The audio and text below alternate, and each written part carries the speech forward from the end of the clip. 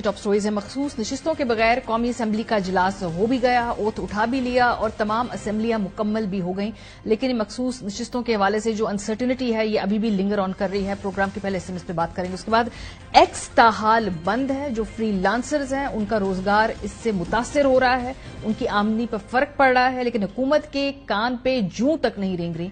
Programme के दूसरे SMS पे बात करेंगे। आखिर में तौहीन अदालत केस में जस्टिस बाबर सत्तार ने एक बड़ा फैसला दिया है।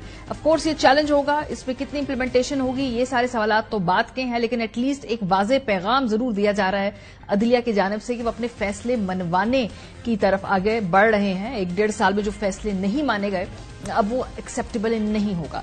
आगाज करते हैं जी। तमाम जो सूबाई असेंबलियां हैं वो मुकम्मल हो गई हैं। पंजाब, सिंध, खैबर पख्तूनख्वा और थोड़ी देर पहले बलोचिस्तान भी, ये असेंबलियों में ओथ भी हो गया, वुज़राए आला भी मुंतखब हो गए। कौमी असेंबली के अंदर आज इजलास हुआ।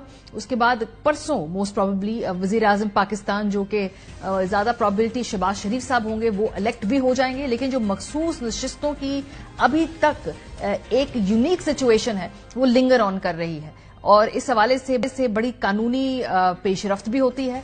कानून के अंदर जाके लोग इसको आर्ग्यू भी कर रहे हैं, लेकिन मसला क्या सिर्फ कानूनी है या एक सियासी दर्द सर भी बन सकता है? क्योंकि अभी सेनेट का इलेक्शन होना है, सदर पाकिस्तान का इलेक्शन होना है, जो हम ये क्राइसिस दर क्राइसिस के तरफ बढ़ रहे हैं, क्या वो अभी मामला मजीद आगे बढ़ेगा? इस पे बात करेंगे प्रोग्राम के पहले से। मैं आज की जो कौमी असेंबली के इजलास की जो टोन थी वो सेट ही बात से हुई कि जो मखसूस नशिस्तें हैं इसका फैसला कर दीजिए। गौहर खान साहब ने भी तकरीर में स्पीकर साहब को कहा कि आप चूंकि पूरे ऐवान के स्पीकर हैं तो हमसे ज्यादा आपको फिक्र होनी चाहिए कि ऐवान मुकम्मल है या नहीं। Custodian of the house. You don't belong to the party, you belong to this house. The point we are taking up, you should be taking up yourself, and we would be assisting you. Article 51 mandates that the house has to be in full, including the member reserves for women and non-Muslims. Before that, the house is incomplete. सो क्या इससे पहले कभी ऐसा हुआ है कि ऐवान की कार्रवाई मुलतवी की गई हो क्योंकि ऐवान कंप्लीट नहीं था? अब चूंकि बैरिस्टर गौहर साहब आ गए हैं, वो अपने सारे कानूनी और तमाम हवाले लेकर आए। उन्होंने आयरलैंड की एग्जाम्पल दी कि वहां पर 1 महीने तक इलेक्शन पोस्टपोन रहा क्योंकि ऐवान मुकम्मल नहीं था। पंजाब के केस में सुप्रीम कोर्ट ने डिसीजन दिया था और इलेक्शन को रोका था क्योंकि उस वक्त असेंबली में 25 मेंबरान की कमी थी। इस वक्त आपके हाउस में 23 मेंबरान की कमी है। नॉर्दर्न आयरलैंड में स्पीकर का election more than a month delay हो गया था बिकॉज कॉन्स्टिट्यूशन में ये नहीं लिखा कि exactly the next day you have to hold the election, house must be complete before you would proceed. Congress में स्पीकर का इलेक्शन 18 टाइम्स हुआ था, 18 times. Why? Because they couldn't get the consensus on a candidate. It's a constitutional issue. तो मसला क्या constitutional है, कानूनी है? आखिर मसला है क्या? बहरहाल स्पीकर साहब ने इस मंतक के ऊपर इतने कान नहीं धरे। उन्होंने जो मखसूस नशिस्तों के हवाले से कोई मजीद आगे इस आर्ग्यूमेंट को डिटेन नहीं किया। सूरत हाल यह है कि इस वक्त 4 बड़ी जो सियासी जमातें हैं उनमें से जो 3 के साबिक तगड़े वजीर कानून हैं इस वक्त इलेक्शन कमीशन में ये दे रहे हैं आर्ग्यूमेंट कि ये जो नशिस्तें हैं ये तहरीक इंसाफ को ना दी जाएं, यानी इस तहरीक इंसाफ / सुन्नी तहरीक, बल्कि नशिस्तें उन्हें दे दी जाएं। ये कौन कौन से वुकला हैं और ये क्या आर्ग्यूमेंट दे रहे हैं ये आपको हम बताते हैं। सबसे पहले तो फारूक एच नाइक साहब, जो कि पीपल्स पार्टी से ताल्लुक रखते हैं, साबिक वजीर कानून हैं, कहते हैं कि सुन्नी इत्तेहाद काउंसिल ने कोई तरजीही फहरिस्त जमा नहीं कराई। सियासी जमात कागजात नामजदगी जमा कराने की तारीख गुजर जाने के बाद तरजीही लिस्ट में तरमीम भी नहीं की। इलेक्शन कमीशन इस वक्त सुन्नी इत्तेहाद काउंसिल से नई फहरिस्त तलब नहीं कर सकता। सो पीपल्स पार्टी भी तहरीक इंसाफ की ये खुसूसी नशिस्तें उन्हें देने के खिलाफ आर्ग्यू कर रही है। मुस्लिम लीग नून वकील उनके आजम नजीर तारिर साहब, अगेन एक साबिक लॉ मिनिस्टर, मैदान में उतारा है पीएमएलएन ने उनको। वो क्या कहते हैं? वो कहते हैं जी कि ऐसी जमात जिससे इलेक्शन में हिस्सा नहीं लिया, क्या आजाद अरकान उसमें शामिल हो सकते हैं? मखसूस नशिस्त के दावे के लिए सियासी जमात को चंद सीटें जीतना लाजिम है। इलेक्शन में हिस्सा लें, कुछ सीटें लाएं तो आजाद अरकान मिलाकर बढ़ा सकते हैं। सो पीएमएलएन ने भी अपने वजीर कानून को इस हवाले से मैदान में उतारा है। फरोग नसीम साहब वकील हैं इस वक्त एमक्यूएम के, ये भी साबिक वजीर कानून रह चुके हैं माशाल्लाह। ये क्या आर्ग्यू कर रहे हैं? ये कहते हैं जी कानून की नजर में सुन्नी इत्तेहाद काउंसिल पार्लिमानी जमात नहीं है। ये रोकी हुई मखसूस नशिस्तें MQM को कोटे के मुताबिक दी जाएं। सुन्नी इत्तेहाद काउंसिल ने जनरल इलेक्शन लड़ा, न तरजीही फहरिस्त जमा कराई। सुन्नी इत्तेहाद काउंसिल के सरबराह ने खुद आजाद हैसियत में इलेक्शन लड़ा। इलेक्शन कमीशन कानून के मुताबिक फैसला करे। JUI का आर्गुमेंट क्या है? कामरान मुर्तजा साहब ने कहते हैं कि जी सुन्नी इत्तेहाद काउंसिल ने चूंकि कोई लिस्ट नहीं दी है, अब लिस्ट जमा नहीं हो सकती। अब ये सीटें उन पार्टियों में तकसीम हो सकती हैं जिन्होंने लिस्ट फराहम की है। जाहिर सी बात है तहरीक इंसाफ इस पूरे मामले को कंटेस्ट कर रही है।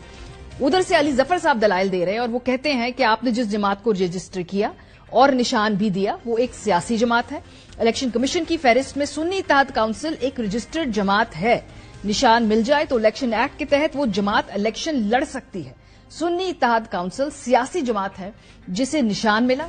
आर्टिकल 17 के मुताबिक हर शहरी को मासवाए सरकारी मुलाजिम को सियासी जमात बनाने और उसमें शामिल होने का हक है। तो सूरत हाल ये है कि जो 3 चोटी की जमातें हैं उनकी इस वक्त इस्तदा ये है कि ये नशिस्तें सुन्नी इत्तेहाद काउंसिल को ना दी जाएं /PTI बल्कि उन्हें दी जाएं।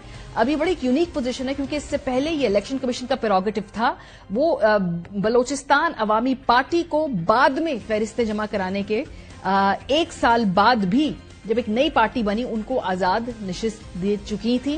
खवातीन की जो उनको मखसूस नशिस्त थी वो दी गई थी। सो कानूनी माहिरीन का ख्याल है कि ये prerogative election commission of Pakistan का है।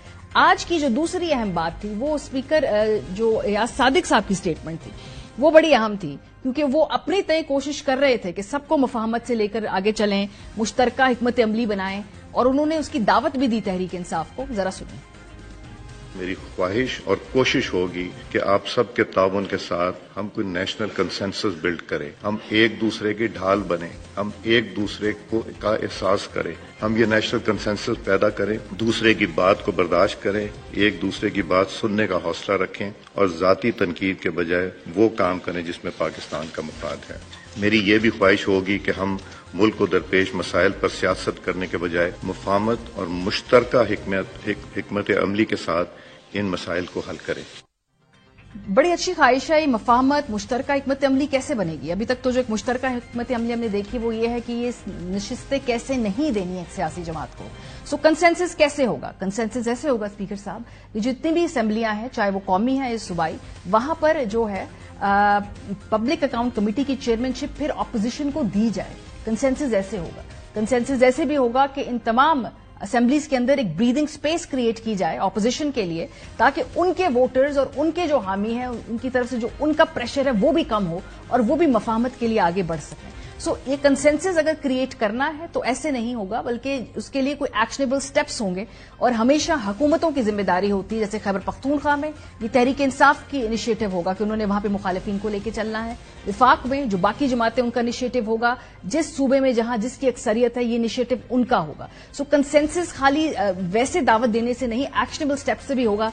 अगर इस वक्त तमाम जमातें ये कहें कि ये नशिस्तें इनको ना दी जाएं तहरीक इंसाफ को और हम में तकसीम कर दी जाएं, तो ये कंसेंसस की तरफ आगे बढ़ता हुआ कोई रास्ता नजर नहीं आता।